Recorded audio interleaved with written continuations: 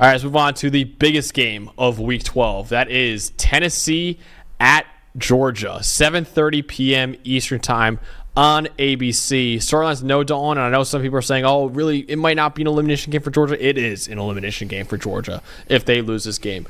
Georgia is probably one loss away from missing the college football playoff, a 12-team college football playoff. Dawn, this school started the year number 1 in the AP poll. They've won 2 of the last 3 national championships, and they finished inside the top 10 in each of the last 7 seasons. So, if they miss a 12-team playoff, that's nothing short of a colossal failure for Georgia. They put their season on the line this week against Tennessee, who's really trying to establish themselves as the team to beat in the SEC, and basically, if they win this game, they pretty much clinch a playoff spot as well if they win this game. So Tennessee's got a lot on the line as well, and trying to show that they are the team to beat in the SEC, because obviously you mentioned before Texas's resume. Tennessee wins this game, I think everyone will understand that they will be the highest ranked SEC team probably. But Georgia, obviously, more stakes are more on the line for them, because if they lose this game, I do not think they're getting into 9-3. I think they would need a lot of help in that scenario, and it'd be tough because and I get the argument, of well, look at the quality of their losses, right? And you think about, okay, but they're still losses, and if we're being honest about the first 2 games that they lost, they got blown out by Ole Miss. They got dominated in that game beyond the first sequence of the game where Jackson Dart threw an interception and they scored right off of it, but then they let a backup quarterback come right down and score. And then you talk about the Alabama game, which everyone goes, well, it was a close loss, but you got to think about how much Alabama was dominating that game early through the first 3 quarters, and then Carson Beck got raging hot in the 4th quarter. I think there's still, I know the lasting image of that game, Bama-Georgia, was Ryan Williams and the big play, and the big plays going back and forth late in the game. But you have this element where they were getting blown out in that game. It was, 28-6 in the first half, or 28-0 or whatever it was in the first half of that game. Jalen Milroe was teeing off on them. So we've got 2 losses where for the majority of these games, Georgia didn't look good. No. This isn't an eye test thing. And we've even gotten a couple of their wins, say they beat Kentucky 13-12. We can't even make an eye test argument, I don't think, with Georgia. Carson Beck is leading the nation in interceptions. So what is? We can't make the offensive prowess argument like the committee did with Miami. Georgia, I'm with you. They're on extremely tenuous ground. There's going to be some that make the argument, oh, they're 9-3, but it's an SEC schedule. Put them in anyway. And I'm like, no. We have teams that won almost all of their games, and this team, yes, they beat Texas. But eventually you go, okay, there's a lot here that's shaky. Like, we are legitimately worried about Georgia's offense at this point, right? Oh, yeah. Easily. It's like officially a mess. So, I don't know. There's no style points. I don't think so. I look at it right now, and we'll see what the playoff rankings do tonight. But they might be on the outside looking into the college football playoff right now. They lose this game, Dalton, they're even further down that list. And then what do you got left? It makes no sense to me that you would go, well, they beat Texas, so their resume is better than in a team's entire other resume. Like, it's just not. It doesn't make any sense to me. Yeah, I just don't see a 3-loss team getting in, especially a 3-loss team in the regular season getting in. I just don't see it happening. And like I said, they don't have a big game really. They got Georgia Tech, obviously, but other than that, they don't really have anything else on their schedule that would help them get back in. They play UMass after that, and then they play Georgia Tech. I don't think those 2 wins would do enough to climb back into the playoff race at 9-3, honestly. So this is really do or die time, I think, right now for the Bulldogs. You have the Tennessee offense, though, in this game, Dawn. What should we be looking out for when they have the ball? So the way I put this was Dylan Sampson versus Georgia's run defense, because honestly, it sounds funny. Sampson, he's 7th in the nation in rushing yards, and he's got 20 touchdowns. Yeah. The only other guy with that is Ashton Ginty. And he's done it somehow with Tennessee having, the second, I think they're the second worst run blocking team in the Power 4. Like, they don't even block all that well. When they face Power 4 defenses this year, they're only getting Sampson 1.6 yards before contact per attempt. He's really making it happen by himself, and they're not all that explosive. They just keep grinding, and their defense keeps making stops for them and putting them in good spots. Their explosive run rate against Power 4 defenses is in the same tier of teams like Colorado and UCLA.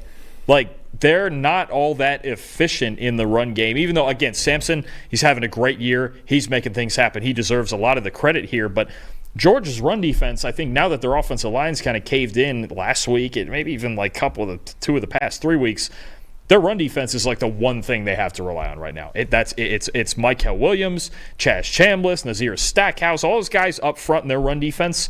At the very least, if nothing else, Ole Miss didn't run the ball on them last week. Jackson Dart had to work underneath in the passing game, and he made enough throws, and Ole Miss defense dominated the game. This is like the last thing that I know Georgia has left. This is their last stand, is their run defense. If they somehow get blown out in run defense in this game, that's it. I don't know what they have as far as being an elite team. That's what they have to rely on. Iamaleava, it's been inconsistent. A little better lately. Yeah, it's been better lately. But I think Georgia can do the two things that can bother Tennessee's offense: stop the run and prevent deep shots. Because even last week, I think Jackson Dart only completed one deep ball. Like, they still are premier at preventing deep shots down the field, as they should be with all the five-star recruits and Malachi Starks and everything in their secondary. That's what they do. But they need to stop the run in this game, and they've done it all season. So I think this is a big task for Tennessee's offensive line, who has really struggled to block anybody up front. It's really been a lot of Dylan Sampson working through their mistakes. But if they make too many mistakes in this game against Michael Williams and these guys up front, this might be a game where Sampson could get shut down. It's really impressive that he's been that good this year, and only Maryland has a worse run blocking grade than Tennessee this year. That's insane. Like, you're starting to see, like, this Dylan Sampson is a really damn good running back, honestly. And yeah, he's the key for Tennessee offensively, and the key defensively, Dalton, is Tennessee's D-line against Georgia's offensive line. So for most of this year, Georgia's offensive line has been like the only thing going right for them in the passing game. They are 15th in the nation in pass blocking grade this year, 21st in pressure rate allowed at about 18%. But that all came apart this past weekend against a really elite defensive line in Ole Miss. They had a 49.9 pass blocking grade in that loss to Ole Miss. That was a season low for them. They allowed 5 sacks and a 33.3% pressure rate. Now you go against Tennessee, who is 6th in pressure rate this year in 38.7%, and 11th in pass rushing grade at 82.8. James Pierce Jr., their star edge defender, who we think is going to be a top 10 to 15 pick in the NFL draft, he leads all defensive players in college football this year with a 25.1% pressure rate. Dalton, the next closest is about 19%. So he has about a 6-point lead over any other defensive player in college football in terms of pressure rate this year. It's not only him, though. You have a guy in Norman Lott, who Trevor Sycamore, our lead draft analyst, loves as well. He currently leads all defensive tackles in the nation with a 22.8% pressure rate and a 21% pass rush win rate as well. So two guys there that are outstanding. They got more as well. Joshua Joseph's a really good player as well. They got more than just those two. It's a really dangerous defensive line that Tennessee has. And if you look at Georgia, they simply don't have the weapons. They're 82nd in receiving grade right now, and Carson Beck is not nearly good enough under pressure. Dalton, right now, Carson Beck has a 28.7 passing grade under pressure. That's the 6th worst in the country right now. So if this offensive line does not perform well, they're screwed. They really are. They don't have the weaponry, and they don't have the quarterback that can overcome this pressure. This is the matchup now. Can the Georgia offensive line, that's really been elite all year, can they bounce back against another elite defensive line in Tennessee? Or if not, I don't know how they're going to score. I would be incredibly concerned. It's a laundry list of guys. And it's funny because coming into the year, we were like, okay, it's James Pierce Jr. for sure. And then we were figuring this thing out here up front. Yeah, Tyler Barron's gone. Tyler Barron left, and we're trying to figure out who else is up here. But you mentioned Josephs, and it's Tyree West, and it's Amari Thomas, and it's Norman Lott, and it's all – I mean, they have so many guys up front, and it's not just pass rushers. These guys are really good. Josh Josephs is one of the best run defenders in the country. I mean, they've got guys for every situation. Their defense has been, other than maybe Dylan Sampson, the most consistent part of their team. And then you get by all of that, and you still have to get the ball by Jermod McCoy in this secondary that's played better than I think we thought it would. Yeah. Tennessee's got an elite defense. I don't think there's any question about it. And Georgia right now, they have to prove they can play against elite defenses. And it sounds funny because, okay, people, again, they're going to go, well, they scored 30 points on Texas. And I go, they only had to go 10 yards to do it, or, whatever. Like, we can have the exaggerator. I don't know why I went with that style of argument. But, right. But I mean, that's really where it is I just think they got the turnovers, and Quinn Ewers was so bad in that Texas game that Georgia never had to drive the full field. Yeah. Let's be real right now. Is it not the same element in this game? Do we actually feel like Georgia right now could take an 80 to 85-yard drive downfield on Tennessee? It'd be tough. They didn't do it against Ole Miss. The one drive was, 8 yards? Yeah. They got the pick, dart through the pick inside his own 20. This team can't drive the football down the field.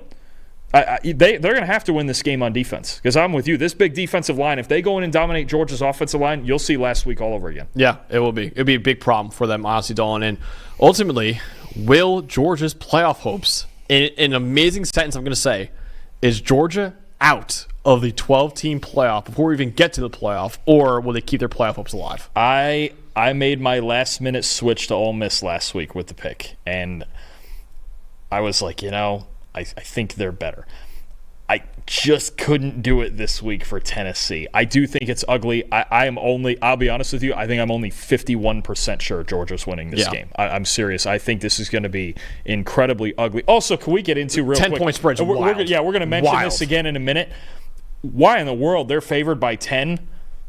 Does Tennessee plus 10? I don't know how Georgia wins by 10. Not just 10, more than 10. It's minus 10 right now. I don't know how in the world they'll do that in this game. With the way they're playing on offense and the way both teams are playing on defense, I saw, I saw a 10-point spread, and I think the over-under is 48.5. How's that hit? I don't know. What are we doing with that? We think we're getting 28 to 24 even in this game? No way. Even if you score 28, you have to hold them to under 20 as well. That's just weird. I have this game. You're gonna laugh at this. I have this game 16-13 Georgia. Yeah, I can see being hit. And if this game was in Tennessee, I'd probably pick Tennessee. Yeah. I just Georgia home game. This is the game. Last week I was like, you kind of have to take the aura out of it. They can't lose a home game like this, can they? I mean, it'd be a bad look. But I think it speaks to that being that tight. I think it just speaks to. I think these two teams are very, very much alike. Yeah. Tennessee has been inconsistent on offense. Georgia's been, I guess inconsistent would be nice for it right now, but I'll call it inconsistent. I'll take Georgia 16-13 and just say, you know what? They muster enough at home. And I am worried about Tennessee's offensive line. I think it's a problem. And it's a big, big spot for a redshirt freshman quarterback. Yeah. And to go in there. Now, if he were to go in there and get this win, even if it's like the Bama game where he just makes a handful of throws, good on him. Then he's ready for the moment. I'm going to this week, I switched it last week. This week I'm going to kind of just make the Georgia pick and go, it doesn't feel like it would make sense that they would lose and be out of it so early with a third loss. And I do think their defense musters just enough to win this game. I agree. I think a 10-point spread is wild, but I still am picking Georgia 20-17. I think Georgia's defensive line, you broke it down really well. It's just they have a big advantage over that Tennessee offensive line. I think that'll be huge. And because also Nico Iamaleava is not very good under pressure either. So if you get him under pressure and you stop Dylan Sampson, Tennessee's offense is in big trouble. Another reason why I'm picking Georgia, there is a world where this Georgia offensive line holds up against the Tennessee defensive line, because they have done it all year, right? They had a horrible game against Ole Miss, but other than that, they've been really damn good all year. I can't say the same of the Tennessee offensive line. I think it really comes down to the trenches, honestly, in this game. And I think Georgia's offensive line, I trust more, even coming off a horrible game last week, I trust the Georgia offensive line a lot more than Tennessee defensive line. And also, Dawn, like, Kirby Smart knows, backs against the wall now. Tennessee's not in lose and go home situation right now. They can lose and still make the playoff. Georgia is not in that situation. I think the desperation, they're at home, and I think the Georgia offensive line will bounce back enough to lead them to a 20-17 victory. Trenches is the right call. The other thing is turnovers. Yeah. They won't win with Carson Beck throwing 3 more picks. They just can't have it. I don't care how good their defense is. You give this team short fields, even if it's 3 points, can't have it. If either team, you got a freshman quarterback on one side, you have a struggling Carson Beck on the other. I think you mentioned trenches. And turnovers are going to define this game. Absolutely. So it's going to be a hideous ball game, but we both have Georgia coming out on top in what is the biggest game of the weekend. Hey, thanks for watching another episode of the PFF College Football Show. Please make sure you guys subscribe to the channel. Also, subscribe to PFF Plus at subscribe.pff.com for all of the same data and grades that we use in our show, plus fantasy tools, betting tools, and our mock draft simulator.